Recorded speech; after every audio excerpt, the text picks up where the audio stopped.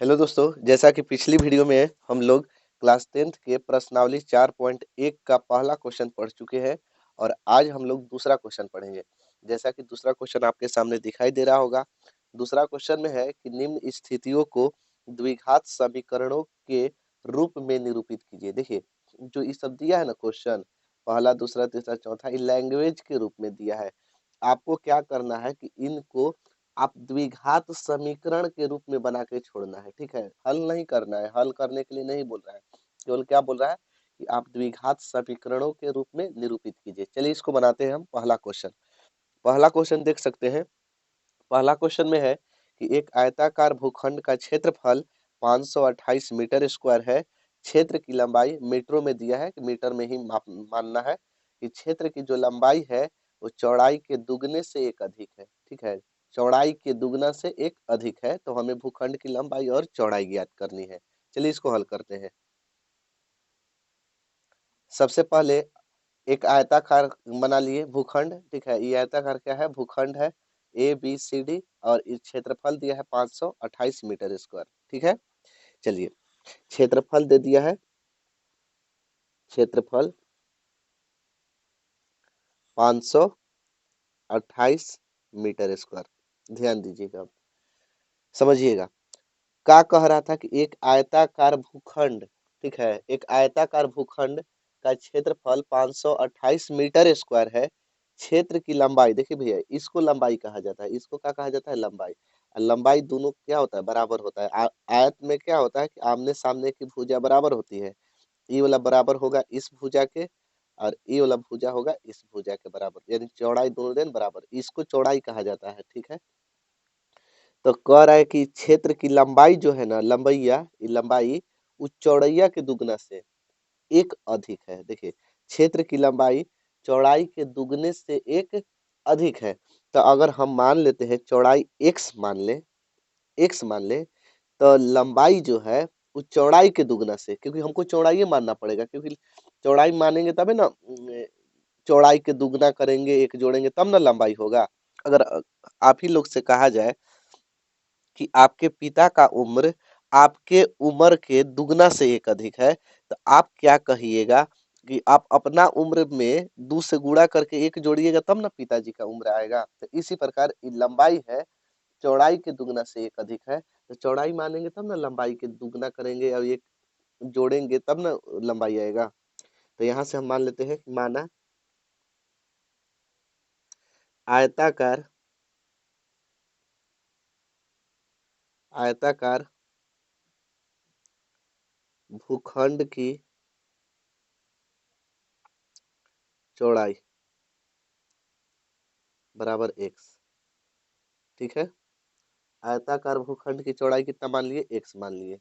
अब तथा लंबाई क्या हो जाएगा? तथा लंबाई, लंबाई हो जाएगा, लंबाई क्या कह रहा था? चौड़ाई के दुगना, तो चौड़ाई के दुगना करेंगे तो 2x, चौड़ाई के दुगना 2x, एक अधिक तो एक जोड़ देंगे, एक प्लस। अब देखिए, अब प्रश्न अनुसार, जो प्रश्न कह रहा है प्रश्न अनुसार चलते हैं।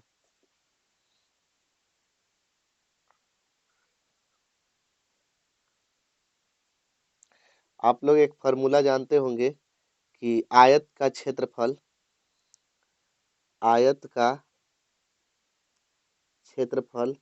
क्या होता है? लंबाई गुणे चौड़ाई होता है। बाकी आयत का क्षेत्रफल अभी कितना दिया है? 528। ठीक है, अब आयत का क्षेत्रफल का होता है लंबाई गुणा चौड़ाई होता है। ठीक, अब बराबर 528 है तो 528। देखिए, आयत का क्षेत्रफल दिया है 528, क्षेत्रफल दिया है 528। होता क्या है फॉर्मूला? लंबाई गुणा चौड़ाई बराबर 528। लंबाई कितना है? लंबाई कितना है? 2x plus 1। और चौड़ाई कितना है? चौड़ाई है x। अब बराबर 528 है तो 528।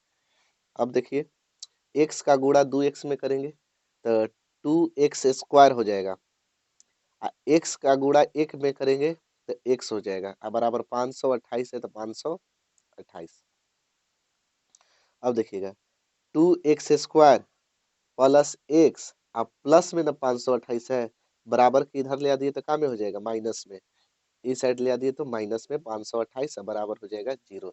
तो इस तरह से हम द्विघात समीकरण निकाल दिए हैं। ठीक है, ये क्या हो गया, द्विघात समीकरण। बस इतना ही करके छोड़ देना है। चलिए अब दूसरा क्वेश्चन को देखते हैं। जैसा कि दूसरा क्वेश्चन देख सकते हैं, बोल रहा है कि दो क्रमागत धनात्मक पूर्णांकों का गुणनफल जो है 306 है। तो हमें पूर्णांकों को ज्ञात करनी है। ठीक है, हमें पूर्णांकों को ज्ञात करना है। तो चलिए इसको हम बनाते हैं।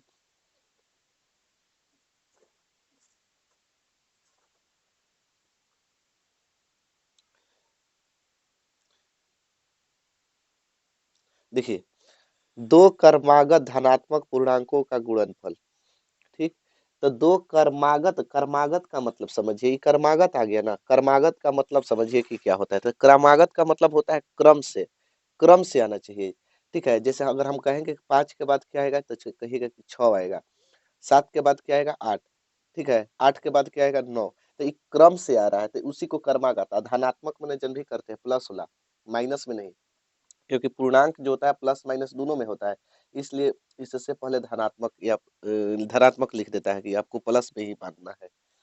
ठीक, का गुणनफल 306 है। तो चलिए हम इसको मानते हैं। कैसे मानेंगे देखिएगा, अगर हम x मानेंगे पहला क्रमागत धनात्मक पूर्णांक, तो दूसरा x+1 होगा, क्योंकि एक जोड़ देना है ना एक। तो यहाँ से माना पहला क्रमागत धनात्मक पूर्णांक। देखिए एगो के x मान लेते हैं, क्या मान लेते हैं, x। तो x, x में कोई अंक आएगा ना जी, तो कोई अंक आएगा तो उसके बाद कौन आएगा, तो उसमें एक जोड़ देंगे, तभी ना पता चलेगा कि अगला क्या आएगा। तो तथा दूसरा क्रमागत धनात्मक पूर्णांक, क्रमागत धनात्मक पूर्णांक बराबर x+1 है। ठीक है, पहला मान लेते हैं x और दूसरा मान लिए x+1।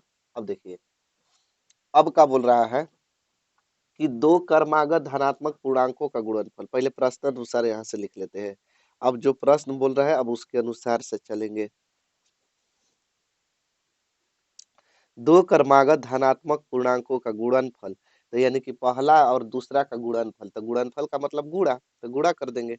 x में कितना से गुणा कर देंगे, x+1 से। तो ये दोनों में जब गुणा किए तो गुणा करके कितना आ रहा है, 306 के बराबर आ रहा है। इन पहला धनात्मक पूर्णांक में और दूसरा धनात्मक पूर्णांक में गुणा किए तो 306 के बराबर आ रहा है। तो देखिए, x में x से गुणा हुआ, x²। x में x से गुणा होगा तो x, अब बराबर 306 है तो 306। एक लाइन और देखिएगा, x² प्लस x प्लस में 306 है, इधर आके माइनस में 306 इक्वल टू 0 हो गया। इतना ही हमको करके छोड़ देना है, द्विघात बहुपद ले आके छोड़ देना है। ठीक है, इसको हल नहीं करना। चलिए अब तीसरा क्वेश्चन को देखते हैं। जैसा कि तीसरा क्वेश्चन आप लोग देख सकते हैं, बोल रहा है कि तीसरा में कि रोहन की माँ जो है ना, उससे 26 बरस बड़ी है। किससे बड़ी है, रोहन से बड़ी है। अब कह रहा है कि उनकी आयु वर्षों में मैंने मानना है, उनकी आयु का गुणनफल अब से 3 वर्ष पश्चात 360 हो जाएगी। तो हमें रोहन की वर्तमान आयु ज्ञात करनी है। देख ध्यान दीजिएगा, अब हम यहाँ बनाते हैं। ठीक, क्या बोल रहा था, रोहन की माँ उससे 26 बरस बड़ी है। देखिए ध्यान दीजिए, रोहन की माँ उससे, किससे, रोहन से, किससे बड़ी है, रोहन से। तो रोहन के जितना उम्र होगा उसमें 26 जोड़ देंगे तो उसके माँ की उम्र निकल जाएगा। ठीक है, सपोज कीजिए रोहन के आयु है अभी 10 साल, तो 26 जोड़ देंगे तो माँ की आयु हो जाएगा, यानी 26 + 10 36 साल माँ उसकी है। ठीक है, तो यानी पहले अगर रोहन की माँ उससे 26 बरस बड़ी है तो पहले हम रोहन की आयु को मान लेते हैं। ठीक, तो यहाँ लिखेंगे माना, लेट मैंने माना रोहन की वर्तमान आयु।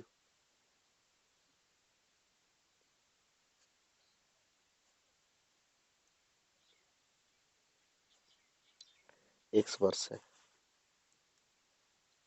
माना रोहन की वर्तमान आयु कितना वर्ष है? एक्स वर्ष। तथा उसकी माँ की आयु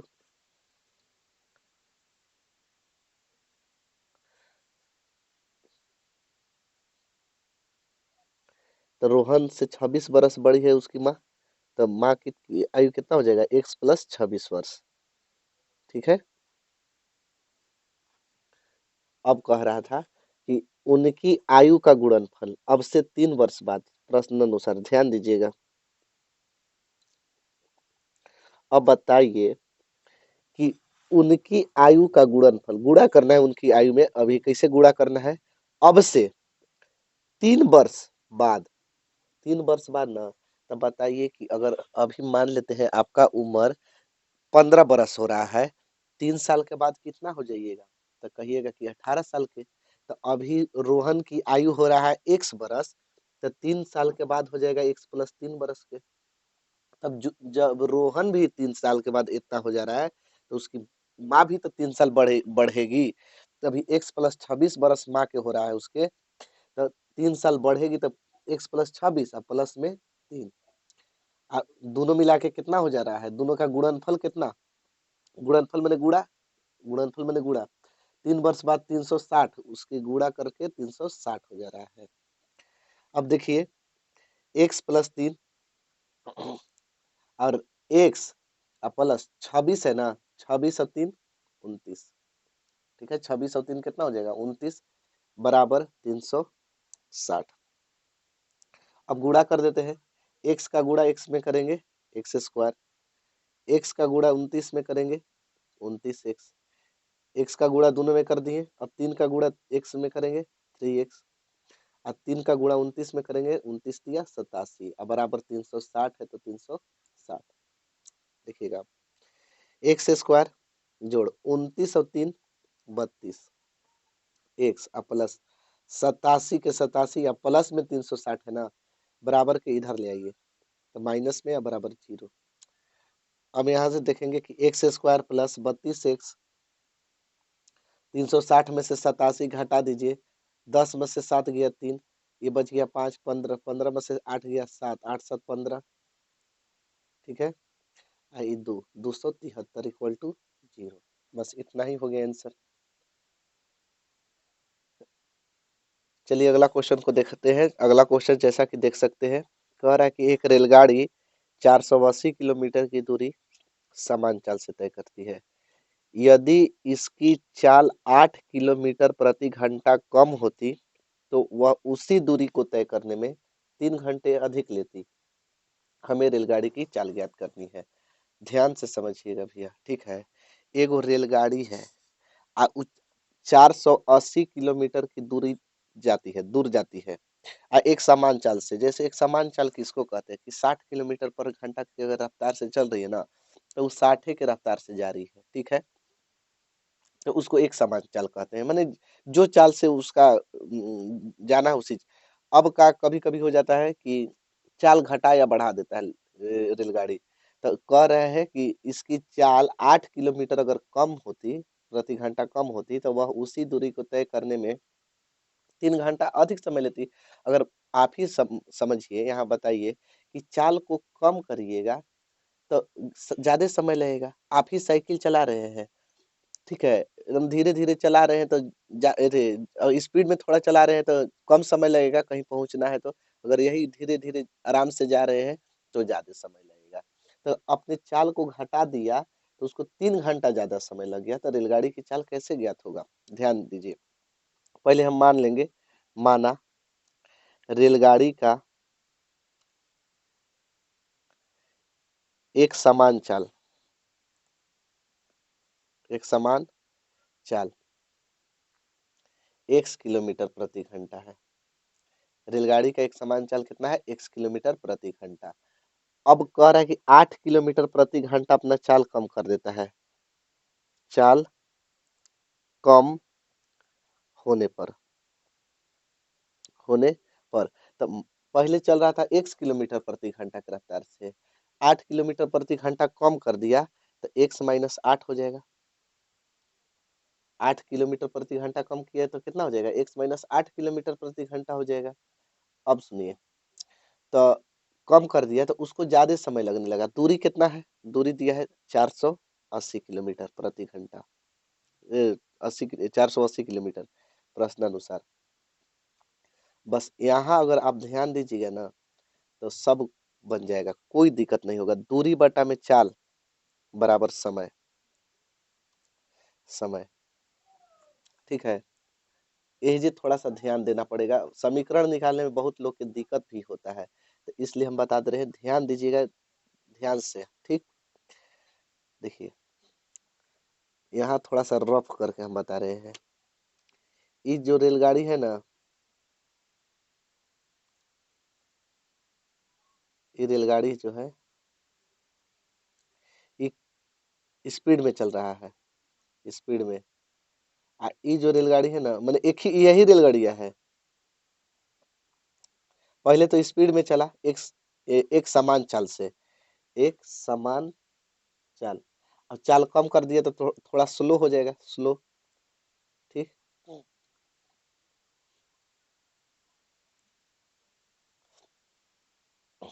ठीक, स्लो। तो ये 8 किलोमीटर प्रति घंटा कम कर दिया तो हुआ, ठीक है। अगर मान के चलते हैं कि ये 4 घंटा ले रहा है, 480 किलोमीटर दूरी तय करने में 4 घंटा ले रहा है, तो कह रहा है कि जब ये 8 किलोमीटर कम किया तो उसी दूरी तय करने में 3 घंटा ज्यादा लगेगा। तो ये कितना लेगा, 3 घंटा ज्यादा लेगा। ये पहले मान लेते हैं कि 480 किलोमीटर जाने में, चार दोनों 480 किलोमीटर जा रहा है, ये भी 480 किलोमीटर जा रहा है, ठीक। तो स्पीड में यानी एक समान चाल से चल रहा है तो 4 घंटा मान के चलिए, ठीक है। ये दिया नहीं है, हम समझाने के लिए बता रहे हैं। 480 किलोमीटर की दूरी तय किया कई घंटा में, 4 घंटा में। तो ई जो है, ई स्लो चल, अब 8 किलोमीटर प्रति घंटा कम कर दिया तो 3 घंटा ज्यादा समय लग रहा है, 3 घंटा अधिक समय लेती है, तो ई 7 घंटा लेगा। अरे 3 घंटा ज्यादा का मतलब का कि 4 घंटा, 4 घंटा से आओ 3 घंटा, 3 घंटा ज्यादा। तो हम 4 में 3 जोड़ेंगे तब ना 7 घंटा होगा। तो यानी कि इसमें ना जोड़ना पड़ेगा 3, इसमें ना, तब ना इस ई वाला बराबर होगा, इस ई वाला समय बा कि 4 घंटा का समय लेता है, तो इसमें 3 घंटा, 3 घंटा एकरा से ज्यादा समय लेता है। जब कम किया, चाल चाल कम किया, ठीक है, चाल कम किया तो समय ज्यादा लेने लगा, तो किससे ज्यादा लेने लगा, तो ई रेलगाड़िया से ज्यादा समय लेने लगा। कितना समय ज्यादा, तो 3 घंटा, तब ना 4 और 3 7 होगा। तो इसी प्रकार यहाँ देखिए कि दूरी बटे चाल बराबर समय, ध्यान दीजिएगा। तो पहले दूरी कितना है, 480 किलोमीटर, एक समान चाल से ना, तो यानी कि 480 किलोमीटर लिखेंगे। एक समान चाल क्या माने हैं, एक्स। दूरी देखिए, ये दूरी है, दूरी कितना है, दूरी कितना है, एक 480 किलोमीटर की दूरी। चाल, चाल कौन चाल है, समान चाल। तो दूरी हो गई 480 और समान चाल एक्स।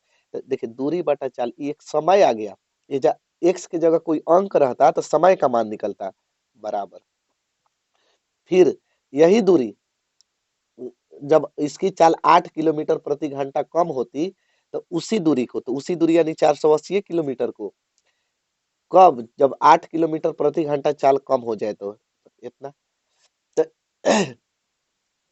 वही दूरी को तय करने में 3 घंटा अधिक समय लेती। तो भैया समझिए, ये एक समान चाल से चल रहा था, ये चाल कम करके चल रहा है, ठीक है। आपको घेरना नहीं है, सॉरी घेरा गया, कि ये चल रहा है 480 एक समान चाल से, ये चल रहा है। तो इससे जितना समय आएगा, ई वाला ज्यादा लेगा समय, क्योंकि चाल कम किया है तो ज्यादा समय लेगा। तो ई ज्यादा लेगा, किससे ज्यादा लेगा, तो इससे लेगा। अगर मान लेते 5 घंटा लिया तो 3 घंटा ज्यादा लेगा, तो 8 घंटा लेगा, है ना। तो इसमें हम 3 जोड़ देंगे, इसमें जोड़ेंगे, क्योंकि इससे ना ई ज्यादा ले रहा है।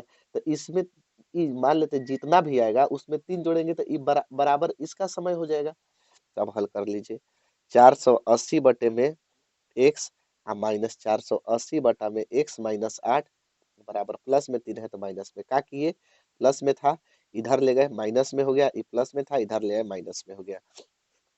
अब इसका एलसीएम करेंगे तो x इंटू एक्स माइनस 8 नहीं निकलता है, गुणा कर देते हैं। x से x कट जाएगा, बचेगा x माइनस 8 तो 480 इंटू एक्स माइनस 8 माइनस बीच में है, इससे ई कटेगा तो x बचेगा 480 x बराबर माइनस 3। अब देखिए गुणा कर देते हैं, 480 x में करेंगे तो 480 x माइनस 8 से करिए 0, 8 अट्ठाईस 64 और 8 चौके 32 और 6 38, 3840 माइनस 480 x बटा में एक्स स्क्वायर माइनस 8x बराबर माइनस 3। इससे ही क्या होगा, कट जाएगा। अब देखिए माइनस माइनस ये भी कट गया। अब तिरछा तिरछी गुणा कर दीजिए तो 3x स्क्वायर माइनस 8x बराबर 3840। 3 से कटा दीजिए, 3 एकम 3, 3 दूनी के 6, 3 आठ 24, यानी x square minus 8x plus में 1280 है, इधर आके माइनस में 1280 बराबर 0। बस इतना ही छोड़ देना है, समीकरण को हल नहीं करना है।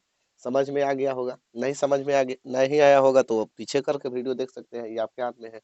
बस आज के लिए इतना ही, मिलेंगे अगली वीडियो में अगले टॉपिक के साथ, तब तक के लिए जय हिंद।